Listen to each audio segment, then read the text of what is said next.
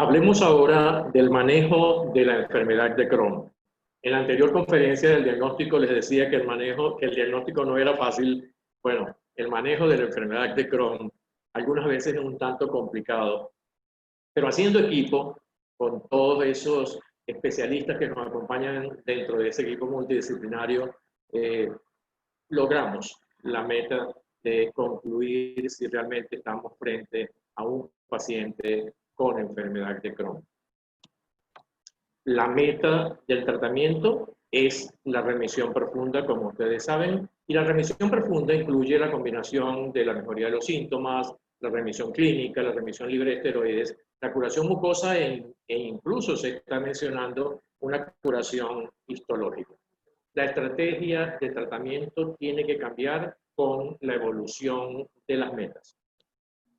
La pregunta que surge en muchas oportunidades es, ¿se puede lograr la remisión profunda? La respuesta es sí. Definitivamente no es fácil, pero hay elementos para una estrategia óptima y debemos caracterizar a nuestros pacientes, precisar cuáles son sus factores pronósticos, las metas del tratamiento cuantificables, establecer riesgo-beneficio y algo importante, tratar precozmente la enfermedad. Esto es importante que aprovechemos esta ventana de oportunidad.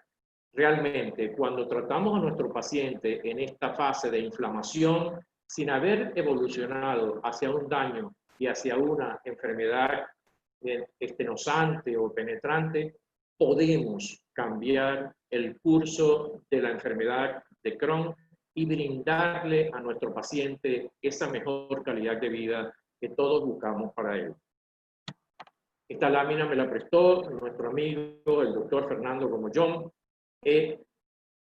Para siempre que doy estas conferencias, la coloco porque nos da la lección que tratar el daño tempranamente va a evitar la evolución a un daño tisular progresivo y acumulativo. Este paciente, como ustedes ven acá, en sigmoides, es la colonoscopia el mismo día, el mismo paciente, a la misma hora. Vemos un afta que pudiera evolucionar a lesiones más severas en sigmoides y acá vemos un empedrado en transverso. Tratemos entonces precozmente, y aquí tenemos que hacer un tremendo trabajo educativo para que nuestros médicos generales, médicos de familia, médicos internistas incluso, nos refieran tempranamente a nuestros pacientes en esa fase de inflamación donde nosotros podemos ofrecerles muchas ventajas y que ese tratamiento que vamos a indicar dé los resultados que todos queremos. Siempre que estamos frente a un paciente que tiene enfermedad de Crohn, debemos estratificar el riesgo. Si nuestro paciente tiene más de 30 años, compromiso anatómico limitado, no hay enfermedad perianal, no hay enfermedad rectal severa, úlceras superficiales, no hay cirugía previa, no tiene enfermedad penetrante o estenosante, nuestro paciente tiene bajo riesgo. El camino o la vía terapéutica va a ser diferente a este paciente que tiene menos de 30 años, que tiene un extenso compromiso anatómico, que tiene enfermedad perianal y rectal severa, úlceras profundas, cirugías previas, enfermedad penetrante y o estenosante. Este paciente es de alto riesgo y la conducta terapéutica va a ser totalmente diferente para que podamos alcanzar esa meta de la remisión profunda. Tenemos, como ustedes ven acá, múltiples alternativas terapéuticas. Probablemente no tengamos la ideal, pero se está trabajando en ello y tal vez pronto existan más medicamentos con mucho más eficacia y seguridad para nuestros pacientes, pero hay aminosalicilatos, esteroides, tiopurinas, metotrexate, anti-TNF, llámese original o biosimilar, vedolizumab, ustekinumab, terapias combinadas, monoterapia. Podemos ayudar a nuestros pacientes a alcanzar esa mejoría y esa calidad de vida. Importante grabar este punto. Hay que evitar errores cardinales que se cometen en todo el mundo en la enfermedad inflamatoria intestinal. 2 errores. Subtratar, que no es otra cosa que tratar con dosis más bajas de las que están indicadas. El subtratar a un paciente va a desarrollar a una enfermedad, va a llevar a una enfermedad complicada, severa o discapacitante. Debemos usar las dosis correctas, tanto de aminosalicilatos como de esteroides, como de inmunomoduladores, y no cometer este error. Sobretratar también ocurre.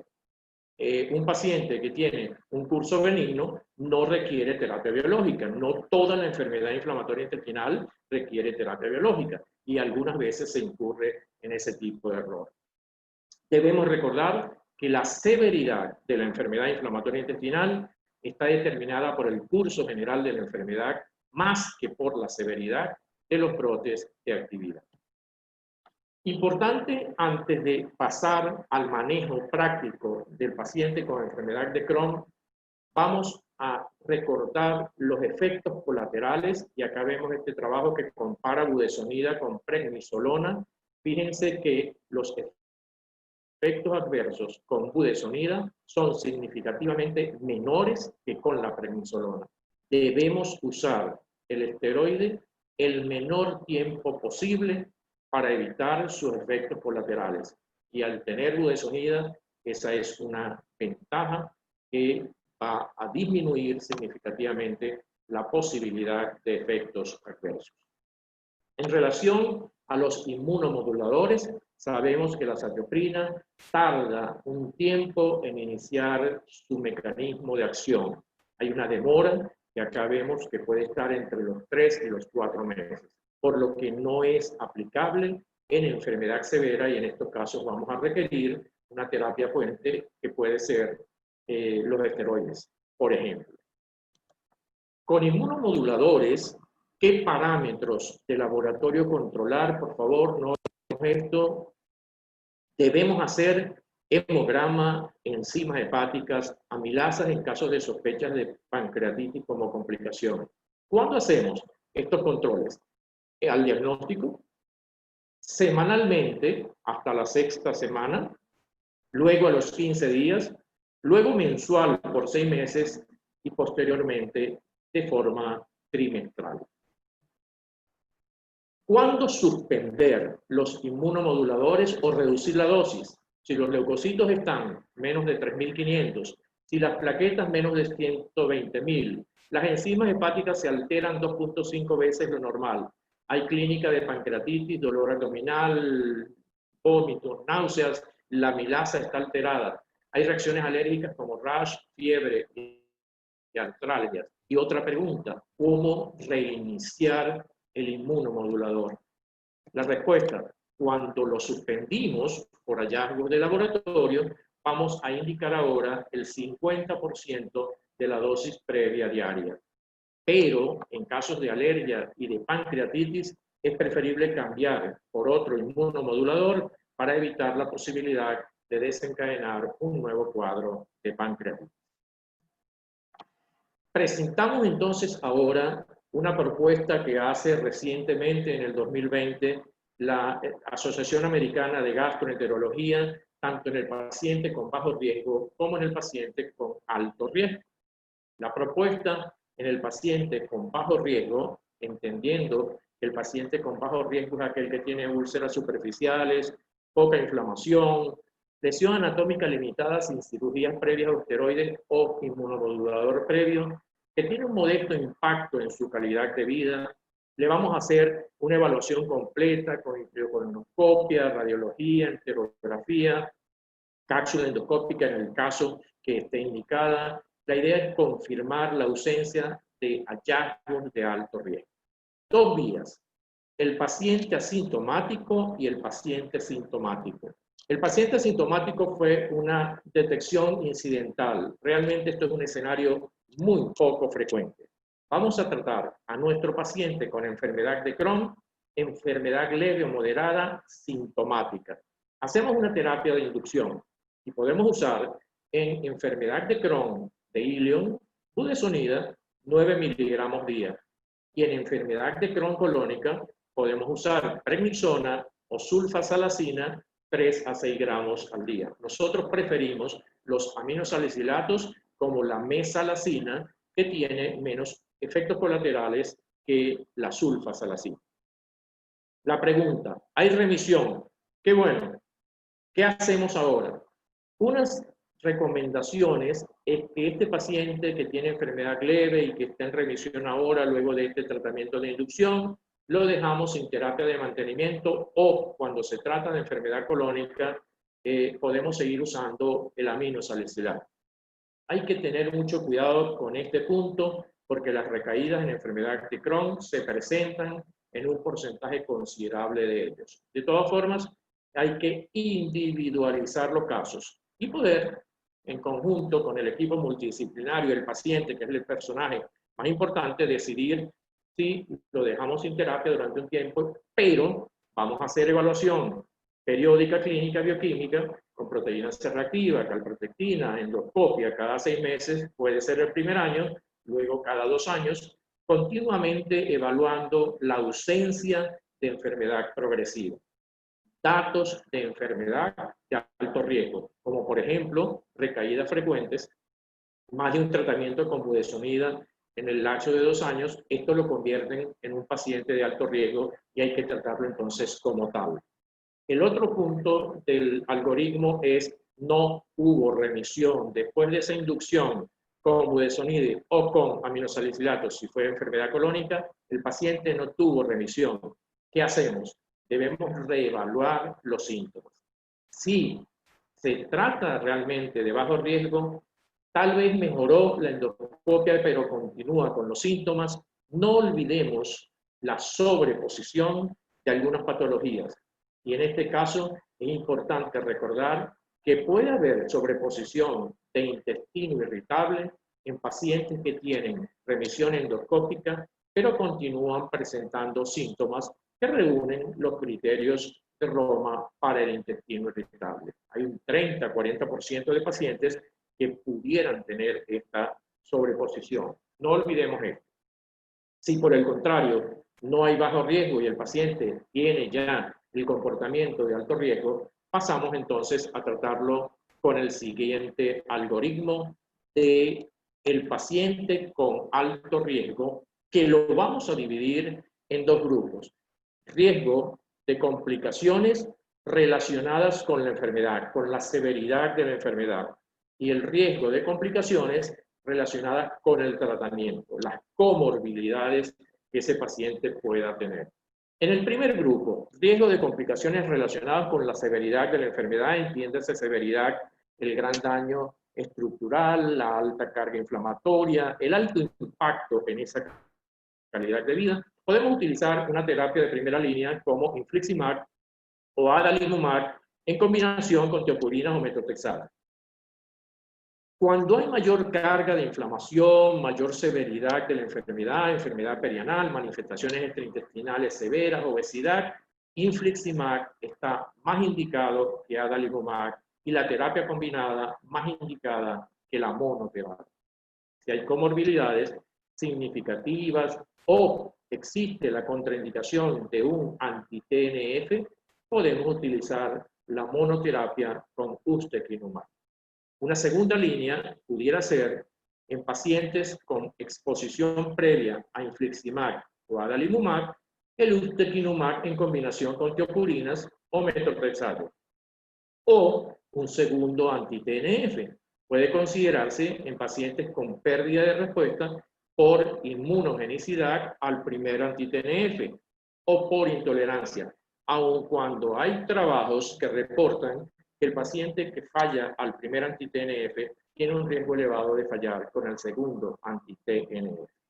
Hablemos ahora del otro grupo, que es el paciente con riesgos de complicaciones relacionadas con el tratamiento por las comorbilidades. Serias infecciones previas, enfermedades malignas previas, enfermedad o edad avanzada con comorbilidades múltiples.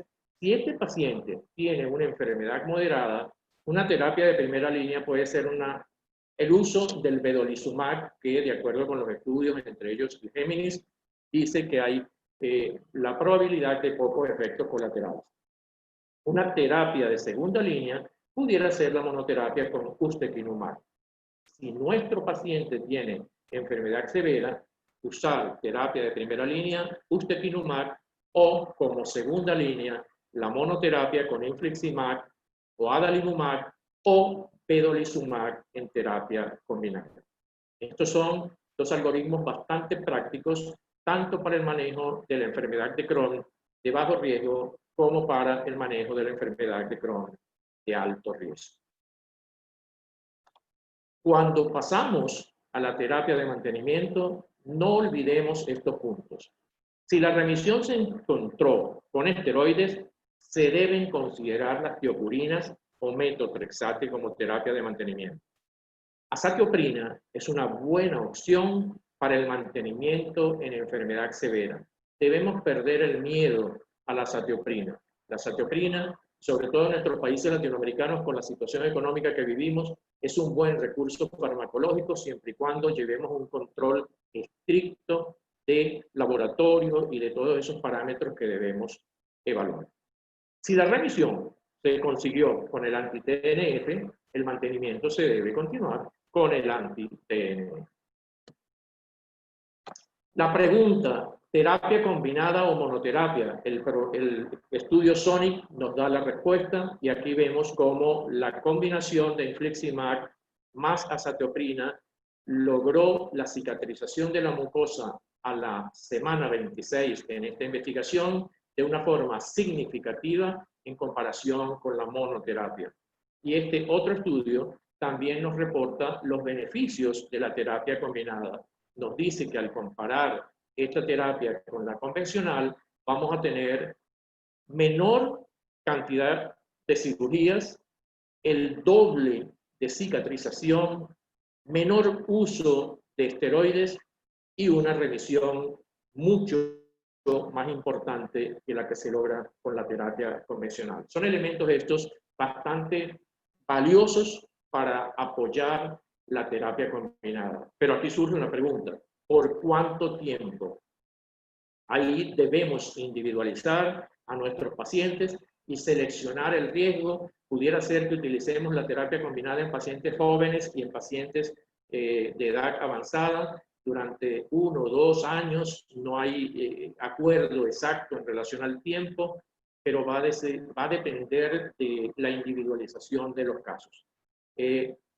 Damos la terapia combinada durante un tiempo y después, dependiendo cómo esté nuestro paciente, podemos decidir la monoterapia con el inmunomodulador o la terapia combinada. Se nos complica la cosa y ahora llegamos a un paciente que generalmente luce muy complicado y es la enfermedad perianal fistulizante. Equipo multidisciplinario con el coloproctólogo ahí al lado, un examen bajo anestesia con una resonancia magnética con gadolinio, la ultrasonografía endorrectal, la colonoscopia, hay una proctitis, debemos tratar la actividad. Y vamos a dividir estas fístulas en 2 grupos, simples o complejas. Simples, acceso, si lo tiene, drenarlo, antibióticos por 1 mes más o menos, ciprofloxacina, metronidazol. Si hay proctitis, el sedal no cortante. Si no hay proctitis, la fistulotomía es una buena indicación.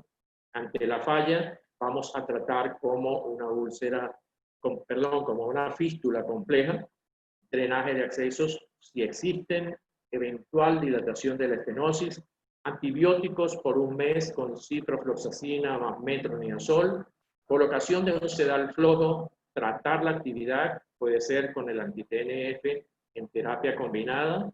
Si hay falla, debemos optimizar, y recuerden que optimizar es disminuir el tiempo, aumentar la dosis o combinar si es que no se estaba combinando. Y en caso de falla nuevamente, podemos cambiar a un anti-TNF si estábamos con infliximab, podemos usar adalimumab o cambiar a un mecanismo de acción diferente como vedolizumab o el ustekinumab, preferiblemente ustekinumab. Cuando hay fracaso, la protectomía está indicada. Hay estudios que últimamente reportan que el oxígeno hiperbárico es beneficioso en algunos pacientes. Yo creo que se necesitan muchos más trabajos para poder recomendar esta conducta. Y algo que sí está tomando bastante fuerza es el uso de las células madres en enfermedad de Crohn fistulizante. Hay trabajos bien serios que están siendo reportados que nos están diciendo que hay resultados bastante alentadores y que pudiera ser una buena alternativa en enfermedad fistulizante. Terminamos con un punto que afecta a un 40% de los pacientes y es la falla de respuesta. Recuérdense que hay falla de respuesta o pérdida de la respuesta que también se puede presentar. Lamentablemente, en nuestros países latinoamericanos no hacemos con frecuencia los niveles de fármacos y determinación de anticuerpos. Ojalá los tuviéramos, porque eso nos va a llevar a plantear o a proponer las intervenciones que le convienen a nuestros pacientes. Lo primero es documentar la pérdida de respuesta. ¿Realmente existe la pérdida de respuesta? Hay que tener mucho cuidado. Cuidado como es una sobreposición con otra enfermedad o es otra causa infecciosa o es pérdida de adherencia. Hay que tener mucho cuidado antes de decir hay falla de respuesta. Si se confirma, debemos presumir falla del mecanismo y cambiar por otra clase de biológico.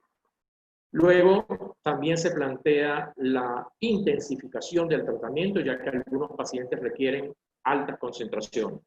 Repito el punto, estar seguros que la adherencia es buena y si es buena, si no es problema de adherencia, optimizar. Más frecuente la dosis, menos tiempo o combinación. Y cuando hay niveles ausentes del fármaco y niveles altos de anticuerpos, hay que cambiar la medicación a otro biológico, llámese, si estamos usando infliximab, adalimumab o vedolizumab o el ustekinumab. Vamos entonces ahora a las conclusiones y decimos que tratar los síntomas deja a los pacientes en riesgo de desarrollar una enfermedad progresiva y por lo tanto debemos monitorizarlos de manera estrecha. Endoscopia, enterotomografía, enteroresonancia, calprotectina, proteína C reactiva, para detectar y tratar la inflamación y así alcanzar esa remisión profunda que tanto necesitamos para nuestros pacientes. La estrategia de identificar pacientes de alto riesgo precozmente para el tratamiento con biológicos les ofrece la oportunidad de mejorar los resultados clínicos a largo plazo. Debemos considerar una terapia combinada precoz para los pacientes de alto riesgo. Los estudios a largo plazo han demostrado que la intensificación de la terapia lleva a buenos resultados como curación mucosa, menos complicaciones, menos hospitalizaciones y una mejor calidad de vida. Y una última conclusión. Debemos crear en todos nuestros países latinoamericanos equipos multidisciplinarios EIT. Por su atención, muchísimas gracias.